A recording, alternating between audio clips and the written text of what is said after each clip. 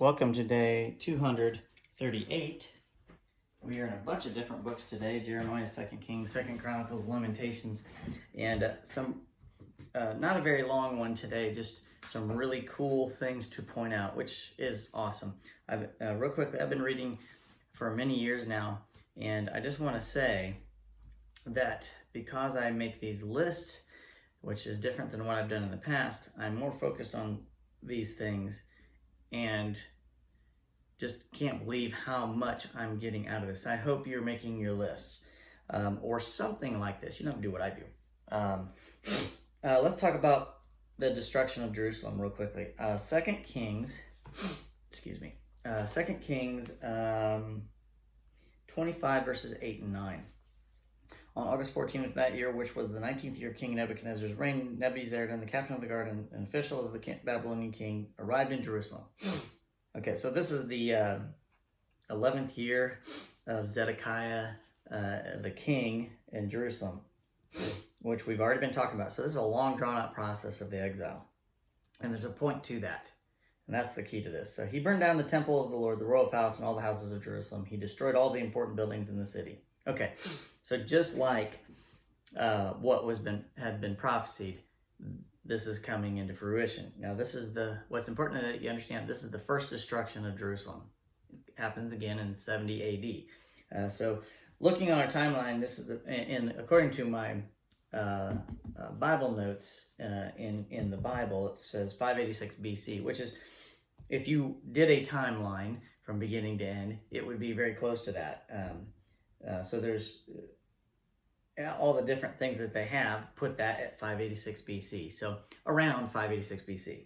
Doesn't really matter if it's a couple years off, if it is or not. I'm trusting the scholars that did that. So why is that important? It's important to understand the years, every day, every moment, every second, to try to understand how perfect God's word is. That's why it's important to kind of keep track chronologically of what's going on, to see how amazing it really is. Okay, and I have other verses here for all that stuff. So let's go to my list of sin. I started a sin list, not about listing all the sins that people commit. That would be basically reading the whole Bible.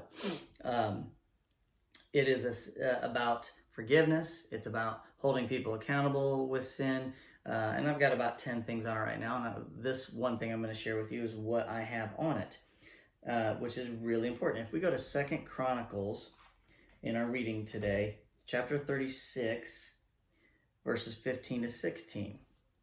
The Lord, the God of their ancestors, repeatedly sent his prophets to warn them, for he had compassion on his people and his temple. But the people mocked these messengers of God and despised their words. They scoffed at the prophets until the Lord's anger could no longer be restrained and nothing could be done.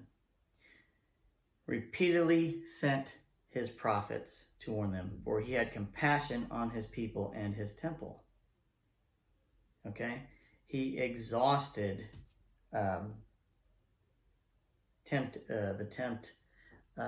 he exhausted his tries to get them to turn around.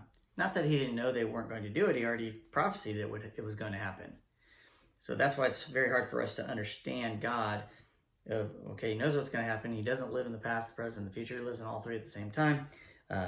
He knows all our thoughts. He knows what's going to happen. He wrote down everything from beginning to end, every day of our lives. So he knew it was going to happen.